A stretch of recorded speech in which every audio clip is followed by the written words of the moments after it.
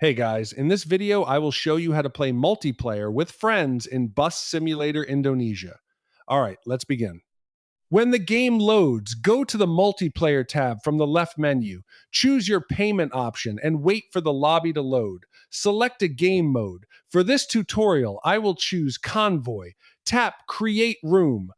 Enter a room name, for example, Room Me. Set a security code such as 0989. Choose the number of players, for example, 2. Then select the travel map, including the starting point and destination. Once everything is set, tap Create. Now wait on this screen. Your friend must go to multiplayer and select join room. They should search for your room, enter the security code, and join. After they enter, their name will appear beside yours. Once everyone is ready, tap start to begin playing together. So that's basically how you can play multiplayer with friends in Bus Simulator Indonesia.